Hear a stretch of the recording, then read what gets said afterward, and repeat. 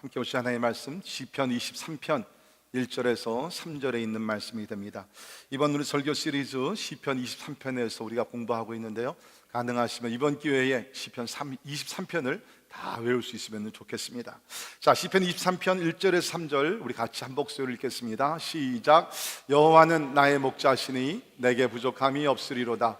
그가 나를 푸른 풀밭에 누이시며 쉴만한 물가로 인도하시는도다. 내 영혼을 소생시키시고 자기 이름을 위하여 의의 길로 인도하시는도다. 아멘. 저는 오늘 여러분과 함께 낙심이라는 주제를 가지고 설교를 하려고 합니다. 낙심이라는 단어는 한자로 보게 되면은 떨어질 낙자와 마음의 심자로서 이어지는데요, 우리가 어떤 일로 인하여서 마음이 절벽에서 떨어져 그 기운을 잃은 상태를 얘기하게 됩니다. 우리가 살다 보면 아무리 우리가 조심해서 산다 할지라도 이렇게 절벽에서 떨어지는 것 같이 마음이 덜컥 내려앉으면서 낙심할 때가 있죠. 여러분들 옛날에 한국에서 공부하실 때 큰 시험에서 떨어져 가지고서 낙심하신 적도 있을 것이고, 내가 원하던 직장에서 되지 않아서 낙심하신 적도 있을 것이고, 또 사업에 실패를 해서 낙심한 적도 있고, 그렇게 자녀들에게 큰 기대를 가지고 잘 키웠지만 실망시켜서 낙심하신 분들, 여러 가지 이유에서 아마 낙심을 여러 번 아마 경험을 해보셨을 것입니다. 제가 오늘 말씀드린 이 낙심이라는 것은 이것이 지속되게 되면 우울증으로 빠지게 되는 것이죠. 여러분이 아시듯 우울증이라는 병은 오늘날 21세 가장 무서운 병으로서, 이 우울증에 걸리게 되면 때에 따라서 이렇게 체중이 줄기도 하고 늘기도 하고, 밤에 이렇게 잠을 잘 자지도 못하고, 이렇게 또 이렇게 특별한 이유가 없는데도 이렇게 짜증을 내고 불안해하면서 그야말로 무력감에 빠지는 그런 병이 바로 이 우울증이라는 것입니다. 자, 그런데 오늘 본문 말씀 보게 되면 3절에 내 영혼을 소생시키시고, 소생이라는 단어가 나오죠. 소생이라는 단어의 반대라는 것은 아마 낙심, 낙방, 절망 이런 단어가 아마 있을 것입니다. 하나님은 낙심한 영혼들을 그 자리에 버려두지 아니하시고 그 영혼을, 그 마음을, 상한 마음을, 찢긴 마음을 어루만져 주시면서 소생케 하시는, 다시 살아나게 하시는 좋으신 하나님이신 줄을 믿습니다. 우리 시편 42편 11절에 보게 되면 내 영혼아 내가 어찌하여 낙심하며 어찌하여 내 속에서 불안해하는가. 시편 42편 기자가 영적인 사람이었는데 자기 자신을 바라보면서 낙심해 있는 모습을 보게 됩니다. 그리고 자기 자신에게 얘기합니다. 내 영혼아 내가 어찌하여 낙심하며 어찌하여 내 속에 불안해하는가. 아마 오늘 예배 참석하신 여러분들 가운데 이 시편 기자와 같이 내 영혼이, 내 마음이, 내 정신이 약해지고 낙심해서 아마 쓰러져 있는 분들도 없지 않아 계실 것입니다. 오늘 너무 힘들어서, 너무 지쳐서 참 교회 나오는 것조차 힘들었지만 그래도 하나님을 의지하면서 나와서 예배 드리는 분들도 아마 우리 가운데는 계실 것입니다. 네, 여러분, 사람이라면 다 이런 어떠한 정신적인 고통을 경험을 합니다. 우리가 잘 아는 사도 바울도 얼마나 성령 충만하고 강한 영적 거인이었지만 그도 사역을 하다 보니까 너무 힘들어 가지고서 그가 이런 고백을 하게 됩니다. 살 소망까지 끊어지고 우리 마음에 사형 선고를 받은 줄 알았다. 살 소망이 다 사라졌다는 거예요. 그리고 사형 선고 받은 것 같은 그러한 고통 가운데 사도 바울이 살았었다고 기록을 하고 있습니다. 영적 거인, 기도의 용사였던 엘리야도 보게 되면 사역을 하면서 삶에 지치고 탈진을 경험하게 되면서 멀리 도망가서 로뎀나무 밑에 앉아서 하나님 내 생명을 취하소서, 나를 죽여달라고 얼마나 낙심했으면 하나님 앞에 고통을 한탄을 하면서 하나님 내 생명을 취해달라고 그러한 모습을 우리 성경에서 보게 됩니다. 사랑하는 성도 여러분, 혹시 여러분이 여러 가지 이유로서 낙심하셨습니까? 하나님은 여러분을 긍휼히 여기시고, 또한 더 감사한 것은 여러분의 그 낙심한 그 영혼을, 그 지친 영혼을 하나님께서 오늘 소생시켜 주실 줄을 믿습니다. 자, 우리가 왜 낙심을 하는가? 여러 가지 이유가 많이 있겠지만 아마 우리 공통적으로 우리가 경험하는 세 가지 문제 때문에 우리 영혼이 낙심하지 않는가, 그런 생각을 해봅니다. 첫째는 죄책감이라는 것입니다. guilt, 죄책감. 우리 시편 38편 4절과 6절을 보게 되면 이런 말씀이 있는데요, 내 죄악이 내 머리에 넘쳐서 무거운 짐 같으니 내가 감당할 수 없나이다. 아마 우리가 세상을 살면서 이러한 감정들 한두 번씩은 다 경험을 하셨겠습니다. 내 죄악이, 여기서 얘기하는 죄악이라는 것을 조금 더 자세히 말씀드리면 죄책감입니다. 그래서 NIV에서는 My guilt has overwhelmed me. 내 죄책감이, 죄를 범하고 나서 오는 그 감정 있잖아요. 죄책감이 내 머리에 넘쳐서 무거워서 내가 견디지 못하겠습니다. 우리가 죄를 범하고 나서 다 경험하는 정신적인 고통이 바로 이런 것이죠. 내가 아프고 심히 구부러졌으며 종일토록 슬픔 중에 다니나이다. 죄로 인하여서 얻게 되는 죄책감의 아픔, 우리가 다 경험하는 것이죠. 자, 그런데 사람들은 이런 죄책감의 문제를 당하게 되면 어떤 사람의 방법으로 이것을 극복하려고 합니다. 첫째가 뭐냐면 이 죄책감을 부인하려고 합니다. People try to deny the guilt. 나는 죄를 범하지 않았어. 그러면서 죄 범한 것 자체부터 부인을 하려고 합니다. 여러분, 아무리 내가 하나님과 사람 앞에서 죄를 범해서 그 자체를 내가 부인한다 할지라도 죄의 문제가 사라집니까? 밤에 모든 일을 마치고 여러분의 방에 들어가셔서 밤에 누우게 되면 우리 양심이 말합니다. 너는 죄를 범하지 아니하느냐. 사람은 모른다 할지라도 하나님이 아시기 때문에 계속해서 우리 마음속에는 죄에 대한 무거운 짐이 우리 마음을 찾아오는 것을 우리는 잘 경험합니다. 두 번째, 사람들이 해결하려고 하는 방법은 뭐냐면 정당화를 시킵니다. 모든 사람이 그러는데, Everybody does it.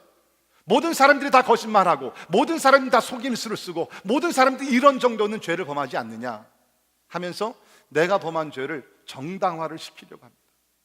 아무리 우리가 정당화를 시킨다 할지라도 양심이 살아있는 사람들은, 또한 말씀을 아는 사람들은 하나님께서 그 양심이라는 것을 통해서 우리에게 계속 말씀하십니다. 이 죄의 문제에 대해서 계속 말씀을 하시죠. 그러니까 내가 이러한 죄의 문제, 죄책감의 문제를 부인하고 또 뭡니까? 내가 아무리 정당화를 시킨다 할지라도 하나님의 말씀을 알고 양심이 살아있는 사람들은 이 문제에서 벗어날 수가 없다는 거예요.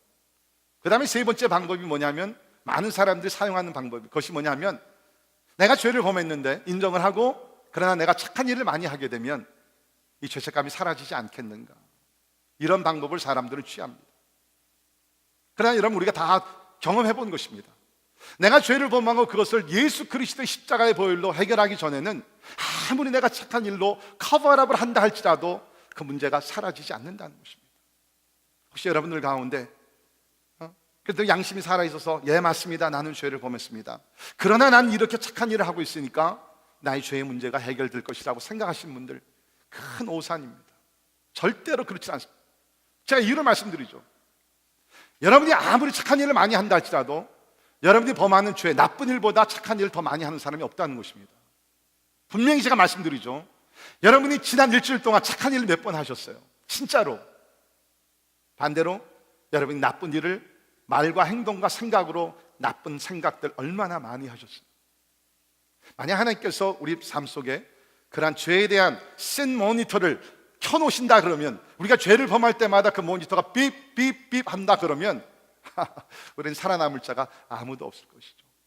그러니까 여러분, 절대로 내가 착한 일을 많이 하면 내가 나쁜 일이 없어질 것이다, 이것은 실제적으로도 그것이 가능치 않다는 거예요. 그렇기 때문에 우리가 이런 죄의 문제, 또 죄책감의 문제를 부인하고 정당화시키고 이런 착한 행실로 커버업 한다 할지라도 이것은 해결할 수가 없다는 것입니다. 그런데 감사한 것은 하나님께서 하나님의 방법으로 우리 죄책감의 문제를 해결해 주십니다. 그것은 뭡니까? 우리를 대신하여 십자가에 달려 죽으신 예수 그리스도를 통해서 우리 죄악의 문제가, 죄책감의 문제가 해결되는 줄을 믿으시기를 바랍니다. 이것이 은혜 중에 은혜, 이것이 기적 중에 기적이라는 것입니다. 여러분, 세상에 많은 사람들이 얼마나 죄책감 때문에 고민하며 고통을 당하는 줄 압니까? 여러분, 정신병원 아시죠? 정신병원에 들어가는 50% 이상의 환자들이 왜 들어가냐면 죄책감의 문제 때문에 정신병원에 들어간다는 것이에요. 그런데 감사한 것은 예수님께서 우리 위해서 죄의 짐을 다 짊어지시고 죄의 저주와 죄의 심판과 모든 것을 다 짊어지시고 십자가에 달려 죽으셨기 때문에 이제는 그 예수를 바라보는 자, 아까 부른 찬송 그대로 예수 이름을 믿는 자들에게는 은혜로서, 우리가 착한 일을 많이 해서가 아니라 오직 하나님의 은혜로서 우리 죄 사함을 주시고 죄책감에서 자유시켜 주심을 믿습니다. 이것이 하나님의 말씀의 진리 아닙니까? 로마서 3장 23절에 모든 사람이 죄를 범하였음에 하나님의 영광에 이르지 못, 하나님께 가까이 갈 수가 없었습니다. 우리는 분리되었습니다. 그러나 그리스도 예수 안에 있는 속량으로 말미암아 하나님의 은혜로 값없이 의롭다 하심을 얻은 자 되었느니라. 의롭다함을 받아. 심판장 되신 하나님께서 우리가 그렇게 많은 죄, 수천 개 수만 개 죄를 범했지만 예수 그리스도 안에서 예수를 믿음으로 인하여 예수 그리스도의 십자가의 보혈로 우리를 영원토록 의롭다 하셨다는 것입니다. 여러분, 의로우신 분이에요. 의로우신 분입니다. 성도라는 단어가 우리 영어에 saint라고 나옵니다. You are saint in Jesus Christ. 예수 그리스도 안에서 여러분은 성자가 된 것입니다. 세인트가 된 것이에요. 우리의 의롭다함이 아니라 예수 그리스도의 의로움으로, 그 예수 그리스도의 의롭게 되심이 우리가 전가됨으로 인하여서 우리가 예수 그리스도를 통해서 의롭게 됨을 믿습니다. 믿음으로 주님 앞에 나가 회개함으로 용서를 받는데요, 요한일서 1장 9절 같이 읽습니다. 시작. 만일 우리가 우리 죄를 자백하면 그는 미쁘시고 의로우사 우리 죄를 사하시며 우리를 모든 불의에서 깨끗하게 하실 것이요. 아멘. 우리가 우리 죄를 자백하면, 부인하면 안 됩니다. 인정을 해야 됩니다. 그리고 고백을 합니다. 하면 하나님께서 미쁘시고 의로우사 우리의 모든 죄악을, 모든 불의에서 우리를 깨끗게 하신다. 깨끗게 하신다. 이것이 하나님의 말씀이라는 것입니다. 그런데 가끔 우리가 보게 되면요, 하나님 앞에 회개를 했는데 회개하고 나서도 마음이 무거워요. 아직도 죄책감이 우리에게 남아있어요. 왜 그런가?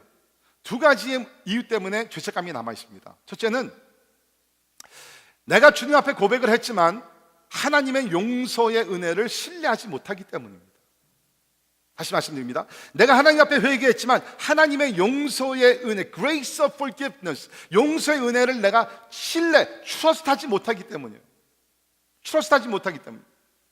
가끔 자녀들이 이제 잘못을 하게 되면 부모에게 와가지고 얘기합니다. 엄마, 나 잘못했어. 아빠 잘못했어. 그러면 부모가 그래? 오케이, 더 이상 그러지 마. 내가 이제 용서해 줄게. 그러면 자녀로서는 뭡니까? 엄마 아빠가 나를 용서해 줬다, 그 확신이 들어야 되는데 엄마 아빠에 대한 신뢰감이 없는 거예요.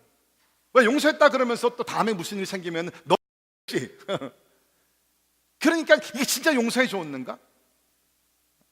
하나님 앞에 관계에서 바로 그럴 때가 있다는 거예요. 내가 고백은 했지만 하나님이 진짜 나의 죄를 다 용서해 주셨을까? 의심이 들어갈 때 죄책감은 남아있다는 거예요. 여러분, 오늘 하나님께서 고백하는 자에게 그 모든 죄악을, 모든 불의에서 깨끗하고 의롭게 하신다는 약속을 믿으시기를 주의 이름으로 축원합니다. 여러분에게 지금 남아있는 그 10%의 죄책감도 십자가에 다 내려놓기를 간절히 바랍니다. 그 다음에는요, 우리가 회개하더라도 죄책감이 남아있는 이유가 뭐냐면 사단의 음성을 듣기 때문이에요. 여러분, 사단은요 굉장히 나쁜 존재로서 처음에는 우리를 유혹해서 죄를 범하게 하죠. 우리가 넘어갑니다. 죄를 범합니다. 그러면 사단이 기뻐하고 우리를 도와줘야 되잖아요. 사단의 음성을 들었으니까. 아니에요, 여러분. 사단은 그런 존재가 아닙니다. 먼저 우리로 하여금 유혹해서 죄를 범하게 하고 죄를 짓게 되면 그 다음부터 뭐를 하는 줄 아세요? 정죄를 하기 시작합니다. condemnation. 너 같은 사람이, 네가 집사야, 네가 장로야, 네가 목사야, 그러면서 그런 죄를 범해. 그러고도 네가 살아있을 수 있어? 그러면서 정죄라는 것으로 가지고 우리를 치기 시작합니다. 그러면 하나님은 분명히 예수 이름을 기도하고 회개하는 자들에게 용서함을 주신다 그랬는데 사단은 우리에게 정죄라는 것을 거기서 계속 공격을 하게 된다는 거예요. 하나님의 약속을 믿지 아니하고 마귀의 음성을 듣게 되면 여러분이 회개를 하더라도 죄책감이 아직도 남아있는 것이에요. 사랑하는 성도 여러분, 마귀의 음성을 듣지 말고, 마귀가 고소하는 정죄의 음성을 듣지 말고 우리를 자유케 하시고 용서하신 하나님의 음성과 하나님의 약속만 믿기를 주님의 이름으로 축원합니다.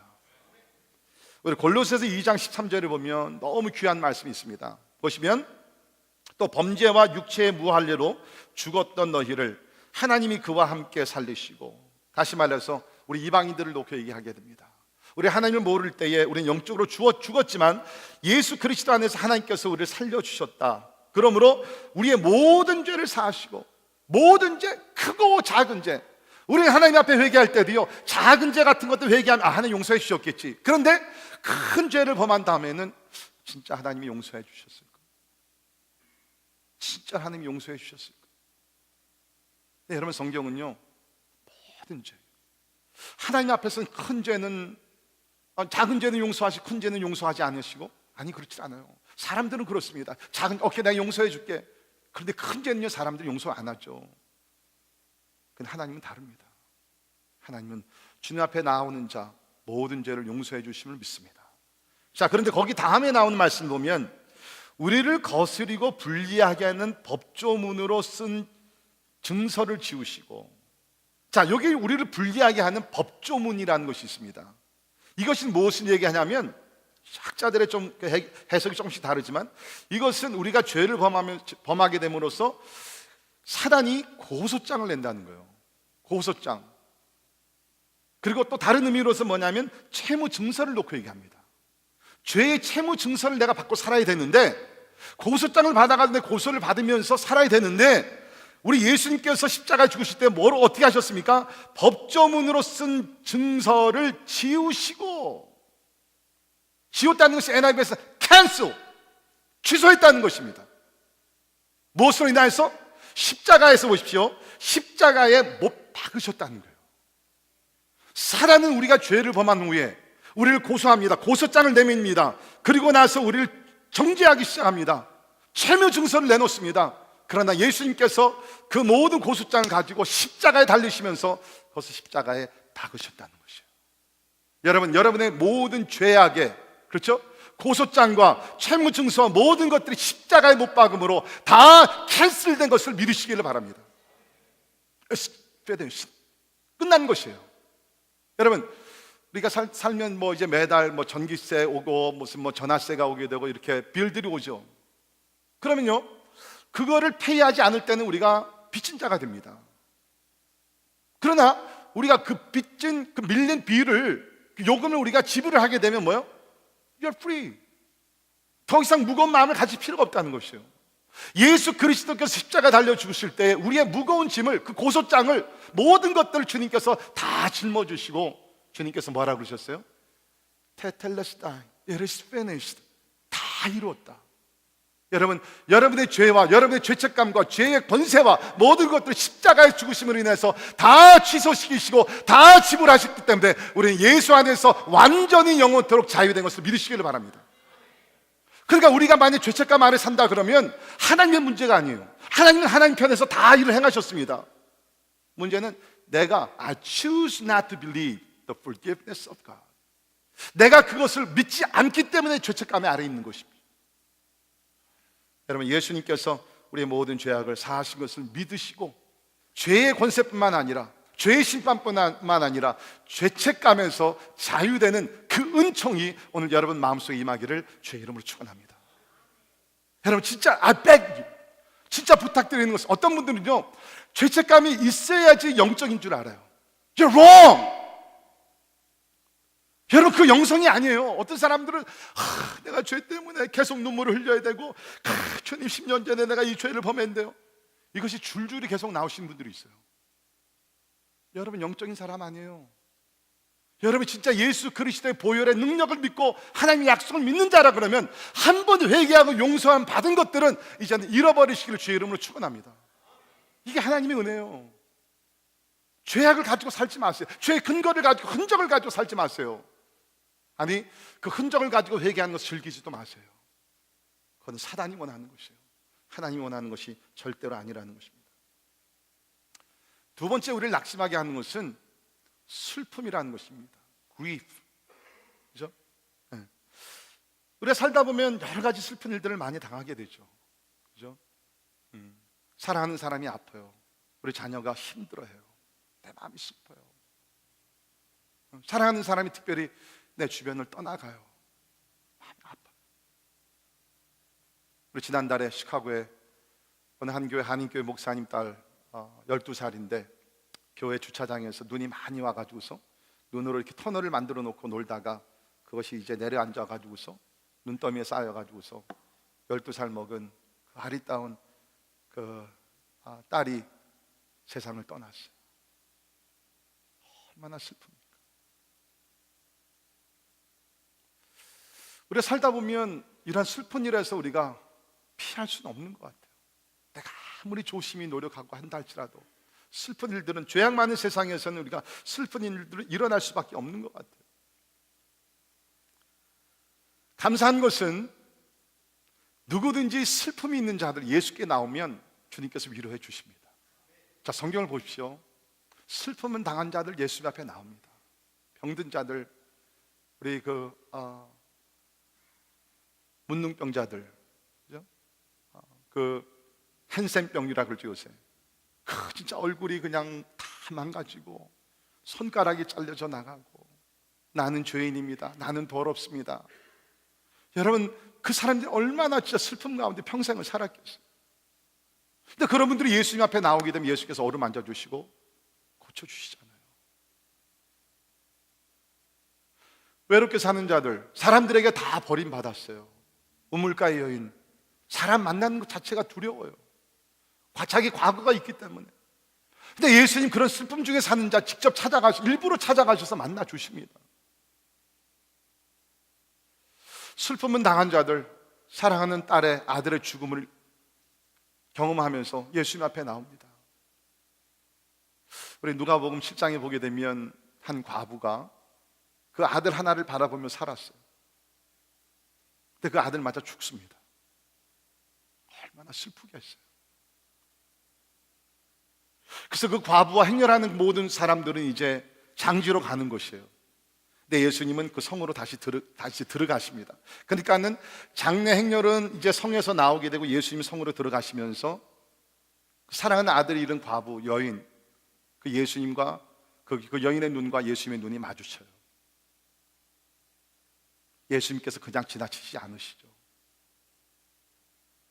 그 슬픔 속에 잠긴 그 과부를 위로하시며 죽은 아들을 살려주십니다. 예수님 앞에 나가면 우리 슬픔의 문제가 해결될 줄을 믿습니다. 진짜 여러분, 그 누구도 위로할 수 없는 문제. 그런데 하나님 앞에 나가면 하나님께서 우리를 위로해 주신다는 것입니다. 우리 시편 30편 11절 같이 읽겠습니다. 시작. 주께서 나의 슬픔이 변하여 내게 춤이 되게 하시며 나의 베옷을 벗기고 기쁨으로 띠띠우셨나이다. 아멘. 이것이 하나님이 우리를 위해서 하신 일인 줄 믿습니다. 나의 슬픔이 변하여 내게 춤이 되게 하셨습니다. 아까 우리 부른 찬송 중에 그런 가사가 있었죠. 내 눈물을 영원히 흐르게 하지 아니하시고. So true. 그 찬송을 부르면서 막 저의 그냥 짧은 인생이지만 필름같이 막 지나가는 거예요. 하나님, 그때 내가 슬픔이 있었는데, 내가 너무 힘들었는데, 너무 고통스러워서 진짜 바닥에서 뒹굴면서 하나님 살려달라고 막 기도했는데 하나님께서 나의 눈물이 영원히 흐르지 아니하도록 언젠가 하나님께서 슬픔이 변하여 기쁨이 되게 하신, 아마 여러분들도 그런 일들이 많이 있을 것입니다. 하나님께서 슬픔이 변하여 기쁨이 되게 하시는 그 은혜를 우리에게 주신다는 것입니다. 자, 그런데 여러분, 하나님께서는 그 슬픔이 슬픔으로 남아있는 걸 원치 않으세요. 기쁨으로 승화되기를 원하십니다. 그런데 우리가 해야 될 책임이 있다는 것입니다. 우리가 해야 될 책임이 있어요.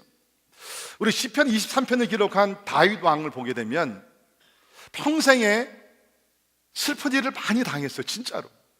그러니까 우리는 생각하면, 다윗 하면 떠오르는 그 사건이 뭐예요? 골리앗을 무찌른, 신나게 그냥 골리앗을 때려 부신 그 장군의 모습이 생각이 납니다.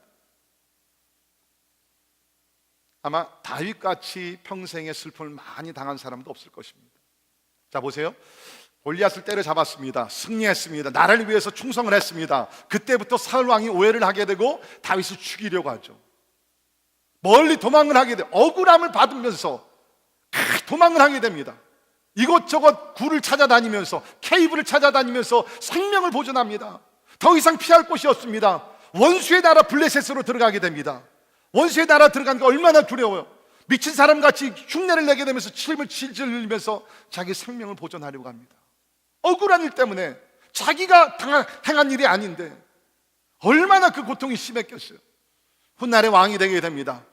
그랬더니 얼마 세월이 지난 다음에 자기 아들 압살롬이라는 그 놈이, 그죠?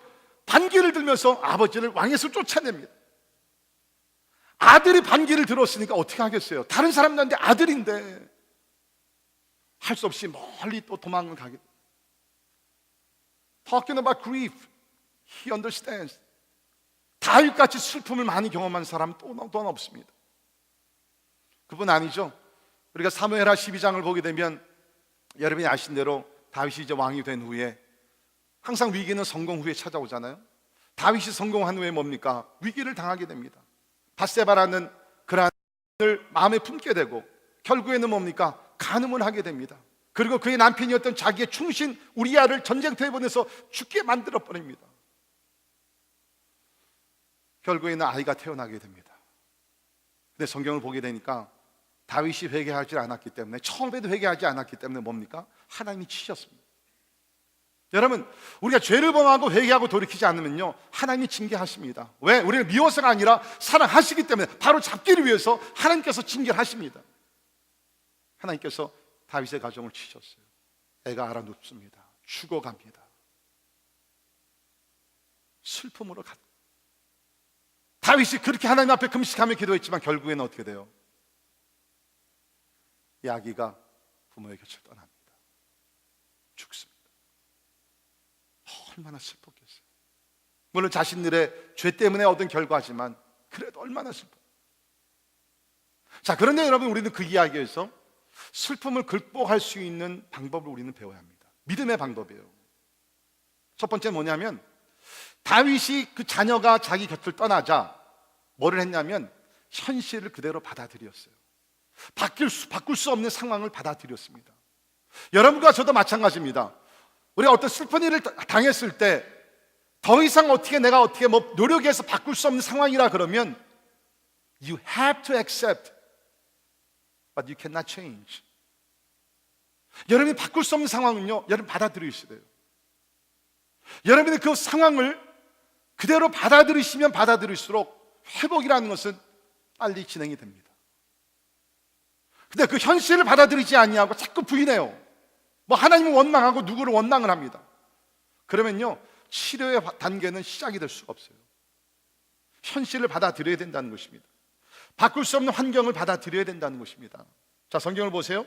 사무엘하 12장 22절에 보시면 이르되 아이가 살았을 때에 내가 금식하고 운 것은 혹시 여호와께서 나를 불쌍히 여기사 아이를 살려주실는지 누가 알까 생각함이거니와 지금은 죽었으니 내가 어찌 금식하랴? 내가 다시 돌아오게 할 수 있느냐? 나는 그에게로 가려니와 그는 내게로 돌아오지 아니하리라. 살아있을 때는 금식했어요. 온갖 힘을 다해 기도를 했어요. 그런데 하나님의 뜻은 아이를 데려가는 것이었어요.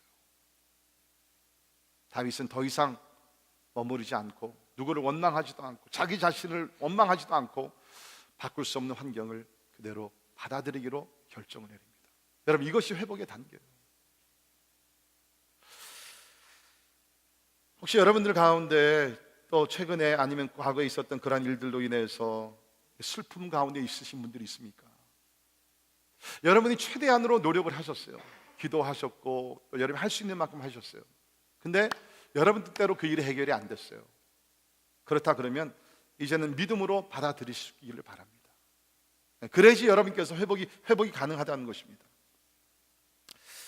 우리가 살다 보면 여러 종류의 슬픈 일을 당하게 되죠. 부모와 자녀들이 아프기도 하고 여러 가지 어려운 일을 당합니다. 그때 우리는 기도합니다. 그러나 우리가 다 경험하듯이 우리가 기도한다 할지라도 우리 뜻대로 다 이루어지는 것은 아니지 않습니까?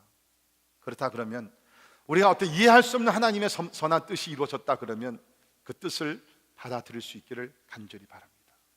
두 번째는 뭐냐면 슬픈 문제를 주님께 맡겨야 합니다. 슬픈 문제를 주님께 맡겨야 합니다. 바꿀 수 없는 상황을, 환경을 받아들일 뿐만 아니라 다윗은 보게 되면 그 아픈 마음을 가지고 하나님의 전에 들어가서 기도하며 경배를 했습니다. 우리 사무엘하 12장 20절에 다윗이 땅에서 일어나 몸을 씻고 기름을 바르고 의복을 갈아입고 여호와의 전에 들어가서 경배하였다라고 얘기하고 있습니다. 사랑하는 자녀가 죽어나갔어요. 곁을 떠났습니다. 현실을 받아들이고 이제는 정상 옷을 입고 하나님의 전에 들어가서, 오늘날 얘기하면 교회에 가서 하나님께 기도하며 경배하면서 하나님께 모든 일을 맡겼다는 것입니다. 사랑하는 성도 여러분, 우리가 이 세상을 살아가면서 슬픔은 피할 수 없습니다. You cannot avoid pain. 그렇죠? Pain is inevitable. 그런데 여러분 기억하십시오. 우리가 슬픔은 피할 길이 없습니다. 그러나 비참하게 사는 것은 우리의 선택이라는 것입니다. But misery is optional. 사람들이 다 슬픔을 당합니다. 그러나 다 비참한 삶을 살지는 않습니다. 어떤 사람은 슬픔을 당하지만 다윗과 같이 현실을 받아들이고 하나님 앞에 나아가 믿음으로 기도하며 하나님께 맡기는 가운데 슬픔의 자리에서, 고통의 자리에서 훌훌 털고 일어난다는 것입니다. 근데 어떤 사람들은 1년이 지나가고 2년이 지나가고 10년이 지나가더라도 그때 그 일을 생각하며 아직도 슬픔 가운데 남아있는 사람들이 있어요. 참 비참하게 사는 사람들이 우리 주변에는 있다는 것입니다. 하나님은 우리가 그러한 슬픔 가운데 계속 머무르 있는 것을 절대로 원치 않으십니다. 우리 시편 118편 5절입니다. 같이 읽겠습니다. 시작. 내가 고통 중에 여호와께 부르짖었더니 여호와께서 응답하시고 나를 넓은 곳에 세우셨도다. 아멘. 고통 중에 여호와께 부르짖었더니, 첫째는 하나님께서 응답하시고 내 기도를 들으시고 하나님께서 응답하시되 나를 넓은 곳으로 세우셨다. 우리 NIV에서는 by setting me free, 슬픔에서 나를 자유케 해주셨다는 것입니다. 사랑하는 성도 여러분, 우리가 고통스러운 일 당하면 처음에는 슬퍼요. 눈물 흘리는 거 that's fine, 괜찮아요. 하루, 한 일주일, 한 달도 좋습니다. 그러나 어느 정도 시간이 지나갔으면 이제는 하나님을 바라보고 하나님께 모든 것을 맡기시면서 슬픔에서 자유를 누리는 여러분들이 되기를 주의 이름으로 축원합니다. 그 다음에 세 번째는 잃어버린 것에 초점을 맞추지 마시고 남아있는 것에 초점을 맞추십시오. Focus on what's left but not what's lost. 다윗이 택한 초이스가 바로 이것이에요. 성경을 보면 사무엘하 12장 24절입니다. 다윗이 그의 아내 밧세바를 위로하고 그에게 들어가 그와 동침하였더니 그가 아들을 낳음에 그의 이름을 솔로몬이라 하니라. 여호와께서 그를 사랑하사. 사랑하는 아기는 7일 만에 떠났어요. 어떻게 할 수가 없어요. 아무리 기도하더라도 다시 돌아오질 않습니다. 그런데 남아있는 식구가 있잖아요. 아내 밧세바, 아이를 잃은 어머니예요. 얼마나 상처가 컸겠어요. 다윗은 아내를 위로합니다. 그리고 정상적인 생활을 다시 회복하는 가운데서 하나님께서 그 두 사람 사이에 아들을 줍니다. 그 아들이 바로 우리가 잘 아는 이스라엘의 세 번째 왕이 되는 솔로몬 왕이 되게 됩니다. 그러니까 다윗은 뭡니까? 잃어버린 것에 초점을 맞추지 않았어요. 그것에 대해서 계속 원망하고 후회하고 막 절망 그러지 않고요. 이건 내가 잃어버린 거 어떻게 할 수가 없다. 이제 남아있는 내 식구 내가 돌봐야지. 여러분, 잃어버린 돈, 잃어버린 시간, 그렇죠? 잃어버린 사랑하는 사람들 어떻게 하겠어요? 이제 다 지나간 것인데 남아있는 것에 여러분이 초점을 맞추셔야 된다는 것입니다. 이것이 믿음이라는 거예요. 믿음이 없는 사람은 자꾸 과거에 머무릅니다. 그러나 믿음이 있는 사람들은 뭡니까? 현실과 미래를 바라보면서 새 출발을 한다는 것입니다. 혹시 여러분들 가운데 아직도 과거에 머무르고 계신 분들, 오늘 이 말씀을 들으시면서 이제는 과거를 하나님의 섭리와 하나님의 주권에 맡기고 이제는 남아있는 내가 해야 되는 사명, 책임감, 이 모든 것들을 회복할 수 있기를 주의 이름으로 축원합니다. 다시 말씀드립니다. 하나님은 우리가 슬픔 가운데 머무는 것 원치 않으세요. 우리 이사야 61장 3절에 있는 말씀을 보게 되면 무릇 시온에서 슬퍼하는 자에게 화관을 주어 그 죄를 대신하며 기쁨의 기름으로 그 슬픔을 대신하며 찬송의 옷으로 그 근심을 대신하시고 그들이 의의 나무 곧 여호와께서 심으신 그 영광을 나타낼 자라 일컬음을 받게 하려 하심이라. 여기 대신이라는 단어가 세 번씩 나옵니다. 하나님께서는 우리에게 뭡니까? 슬픔 대신에 화관을 우리에게 주시고 죄 대신에 기쁨의 기름으로 우리에게 부어주시며 슬픔을 대신하여 찬송의 옷으로 근심을 대신하면서 우리에게 영광으로 나타내 줄 줄 믿습니다. 이게 하나님께서 우리에게 주시는 그 아름다운 축복이라는 것입니다. 슬픔을 당했을 때 바꿀 수 없는 환경은 그대로 받아들이십시오. 그리고 하나님께 맡기시며 기도하십시오. 그리고 잃어버린 것에 초점을 맞추지 마시고 남아있는 것에 초점을 맞추시면서 더 좋은 삶으로 인도하시는 하나님을 믿고 나아갈 수 있기를 간절히 바랍니다.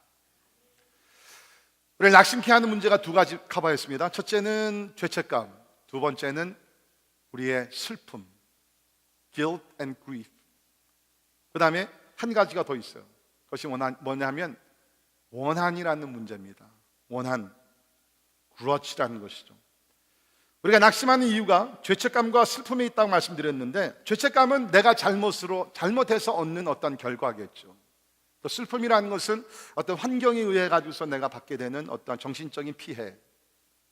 근데 이 원한이라는 것은 타인에 의해서 내가 받게 되는 고통과 낙심을 놓고 얘기합니다. 이것 역시 피할 수 있는 사람 아무도 없습니다. 여러분께서 아무리 조심히 여러분께서 아무리 좋은 말을 하고 모든 사람들과 원만한 대인관계를 다 하고 다 한다 할지라도 우리가 살고 있는 세상은요, 죄가 있는 세상이기 때문에 누군가는 언젠가는 여러분을 향해서 공격하는 화살을 쏴댈 것입니다. 때에 따라 고의적으로, 때에 따라 고의적이 아닌 것인데 결과적으로는 여러분께서 피해를 얻게 돼요. 이거 역시 어떻게 하겠어요? 그렇지 않습니까? 누가 악한 마음을 품고 여러분을 공격하겠다 그러면, 해치겠다 그러면 그 일을 누가 맡겠어요? 이런 일 우리가 당하게 되면서 진짜 하나님의 도움으로서 믿음으로 극복하지 아니하면 치명적인 어떤 아픔을 경험하면서 낙심하게 된다는 것입니다. 자, 이러한 우리가 타인에 의해서 우리가 어떠한 피해를 받을 때 그 반응은 두 가지로 나타납니다. 하나의 반응은 You become bitter person. 원망을 하는 사람이 돼요. 그런가 하면 긍정적인 자세를 가지고 택하는 사람은 뭡니까? You become better person. 더 성숙해져요. 타인에 의해서 특별히 억울한 일을 당해가지고서 여러분이 공격을 받으면 막 괴롭습니다. 밤에 잠을 못 자죠. 분명히 맞아요.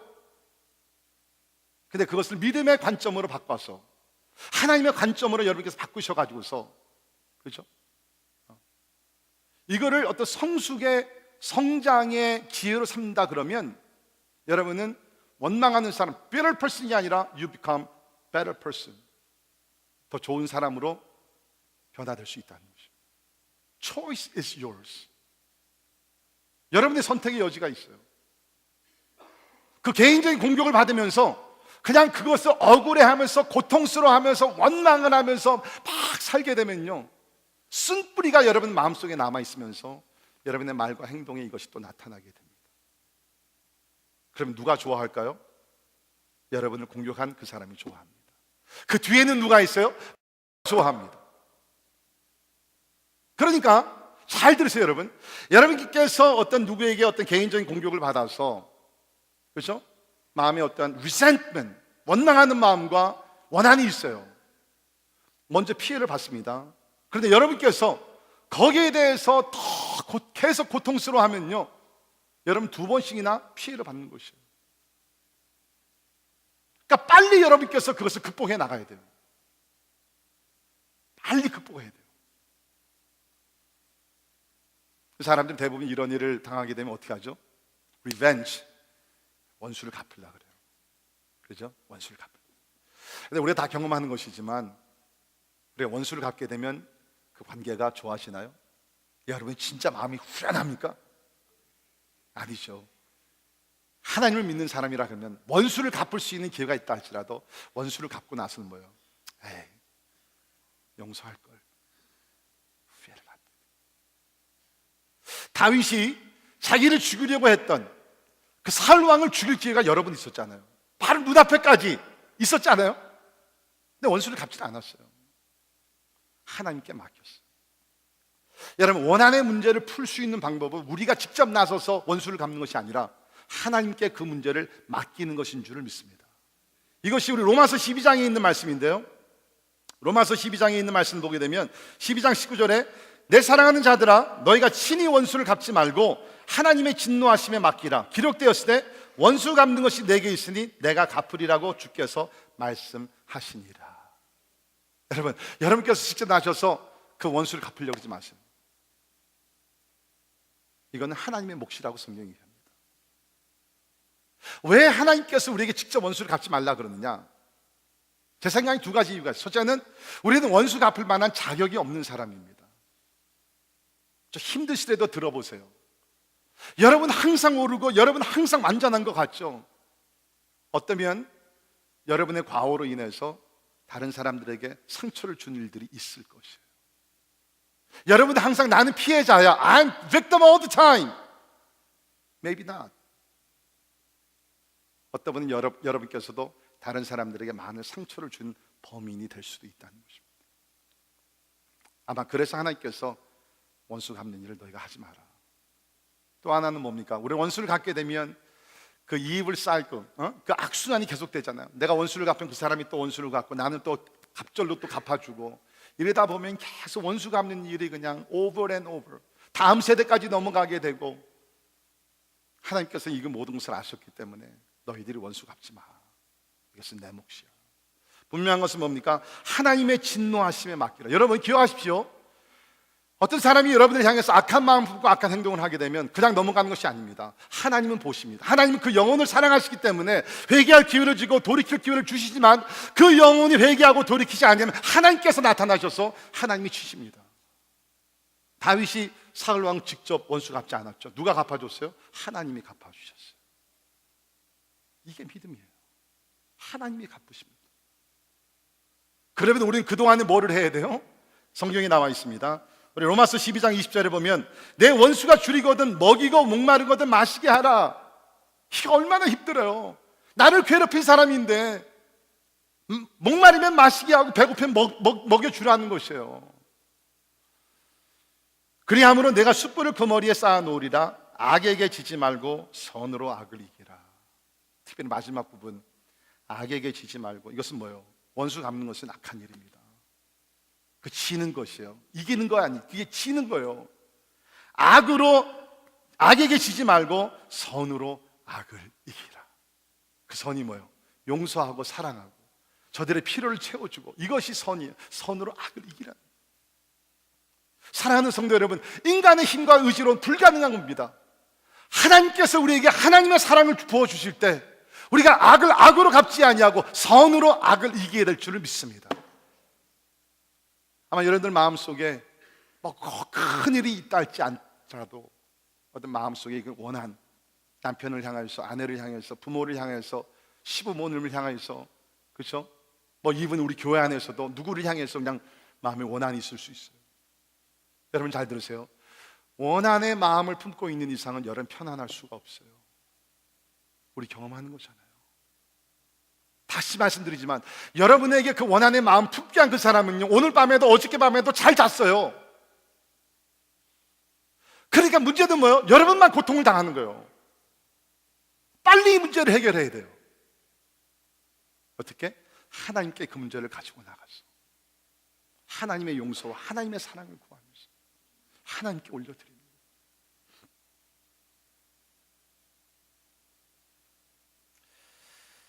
쉽지 않은 것 압니다. 그러나 that's the only solution we have to overcome the problem of grudge. 원한의 문제를 해결할 수 있는 방법은요, 이 길밖에 없어요. 진짜로 다른 길은 없습니다. 오늘 말씀을 통해서 제가 여러분에게 이 낙심케 하는 세 가지 문제를 함께 나눴죠. 우리 죄책감의 문제, 슬픔의 문제, 또 세 번째가 뭐죠? 네, 원한의 문제. 영어로 얘기하면 다 기억하기가 쉬워요. 첫째는 guilt, 두 번째는 grief, 세 번째는 grudge. 이 낙심하게 되면 사람이 눕게 됩니다. 지쳐서, 힘이 없어서 절망 가운데 쓰러지게 되죠.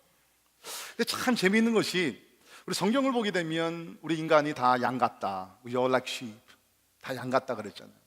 근데 오늘 이 말씀 보게 되면, 제가 지난 2주 동안 설명을 드렸지만 하나님과의 우리의 관계를 목자와 양의 관계로 비교했다, 이렇게 말씀드렸죠. 제가 책을 읽으니까 양들이요, 이렇게 활동하며 이렇게 살다가 여러 가지 일로 이렇게 지치고 힘들고 그러면 이 양들이 눕게 된다 그럽니다. 좀 더 이렇게 좀 편한 말로는 자빠져 눕게 되는 거예요. 이렇게 눕게 되면 이렇게 다리를 이렇게 하늘에 올리고 이렇게 아니면 옆으로 하고서 눕는데요. 근데 양은요, 한번 너무 지쳐가지고서 눕게 되면 스스로 일어나지를 못한대요. 그렇게 되면 목자가 온다 그럽니다. 목자가 와가지고서 누워있는 양을 보면서 치료하기 시작하는 거예요. 어떻게 하냐면 먼저는 내 다리를 마사지를 하면서 힘을 돋궈준다는 거예요. 왜 다리를 이렇게 주물러 주냐 하면 양들이 넘어지는 이유가, 쓰러지는 이유가 몸에 피순환이 안 되기 때문에 넘어진대요. 쓰러진대요. 근데 이렇게 우리도 그렇잖아요. 이렇게 다리가 피곤하고 그럴 때 이렇게 남편이 마사지 이렇게 해주면 안 해줘요? 피순환이 잘 돼요. 그러면 이제 목자가 양의 다리를 이렇게, 내 다리를 이렇게 마사지를 해주면서 그 다음에는 얘기를 한다 그럽니다. 여러분이 아신 대로 우리 그 요한복음 10장에 보게 되면 이 양들이 이름이 있어요. 아마 지금도 그렇겠지만 진짜 사랑하는 목자들은 그 양들에게 다 이름을 줘준다 그럽니다. 우리 옛날 식으로 얘기하면 이 못난이, 한국에 그런 이름들을 샀는지 모르겠어요. 못난이. 아무튼 그래서 목자가 다리를 마사지 해주면서 야 못난아, 너 다시 한번 일어나. 너 일어날 수 있어. You can get up. 마사지를 해주면서 다 괜찮을 거야. 다시 한번 일어나. 그렇게 얘기를 한대요. 진짜로. 그러면 몸에 이제 피순환이 이렇게 되게 되면서 양이 조금씩 움직인다 그럽니다. 누워서. 그렇게 되면 이제 목자가 지금 뭔가 조금 이제 좋아지고 있구나. 그러면서 두 손을 그 양의 몸을 이렇게 감싼대요. 누워있는 그 양의 몸을 감싸가지고서 이 양을 이렇게 뒤집는다 그럽니다.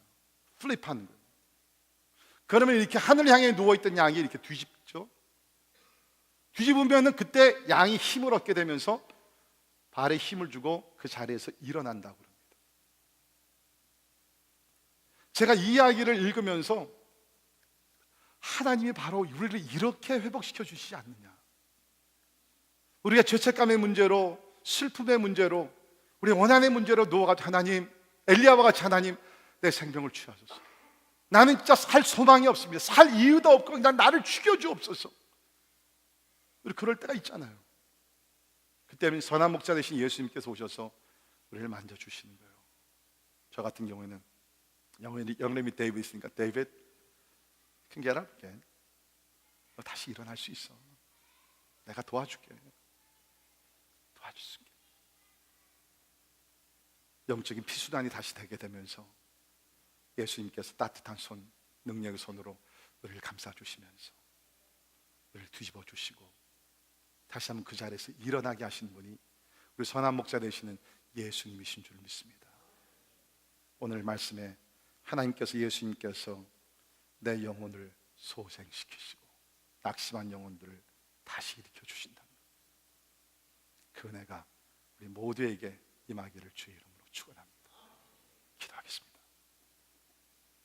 하나님, 우리는 세상에 살면서 이렇게 지키고 저렇게 지키고 여러 가지 슬픔을 당하고 특별히 죄로 인하여서 하나님, 우리가 죄책감에 쌓일 때가 많이 있음을 하나님 아십니다.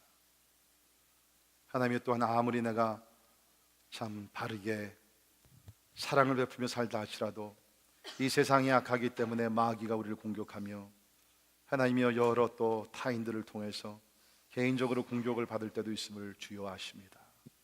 오늘 예배 드려 나온 심령들 가운데 하나님이여 여러 가지로 낙심한 심령들, 낭망하고 하나님이여 진짜 살아갈 힘이 없어서 오늘 하나님을 의지하며 나온 심령들 있으면 선한 목자 되시는 예수님께서 우리에게 임하여 주시옵소서.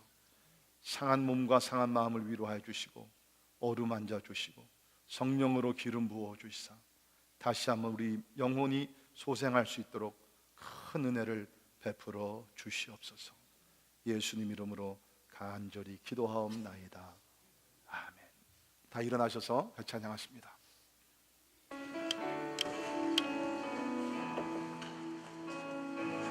우리의 약함을 주님 앞에 가지고 나가서 하나님의 능력으로 새롭게 되는 내가 임하기를 바랍니다. 주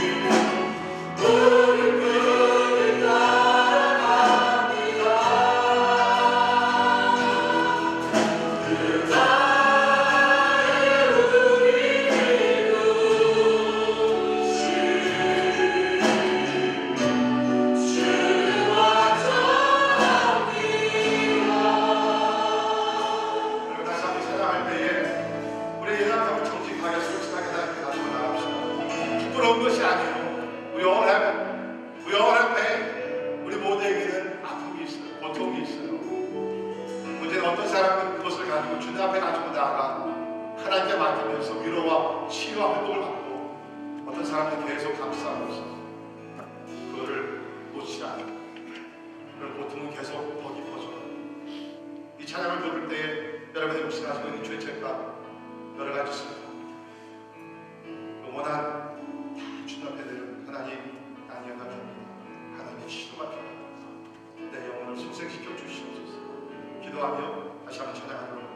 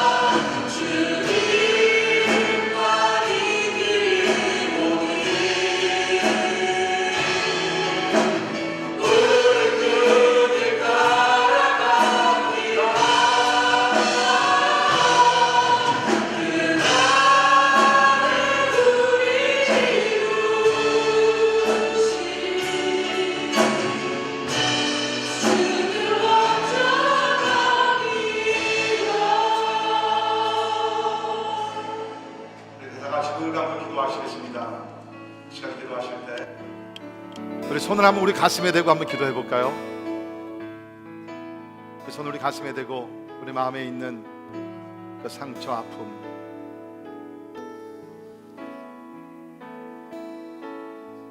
우리의 슬픔들, 우리 죄책감, 우리 육신이 상처를 입으면 아프듯이 우리의 마음, 우리 영혼이 상처를 입으면 힘들어합니다. 목회를 하다 보면 진짜 슬픔을 당하는 사람 많이 봤어요. 사랑하는 남편이 한국을 방문했다가 갑자기 죽게 됐어요. 2주 동안 죽은지도 모르고 나중에 가보니까는 남편이 죽어 있는 거예요. 26살 된 아들이 건장했는데 백혈병에 걸려서 세상을 떠나가는, 그래서 슬퍼하는 부모도 봤습니다. 아버지를 위해서 오랫동안 기도했는데 결국은 하나님이 치료해 주지 아니하시고 그 아버지를 데려갔어요. 아침만 하더라도 어머니와 마지막 인사를 나누고 학교를 갔는데 학교 와 보니까 어머님이 차 사고로서 세상을 떠났어요. 대학생 다니는 딸인데 갑자기 암이래요. 어머니가 새벽에 나와 눈물을 흘리며 통곡하며 하나님 고쳐달라고.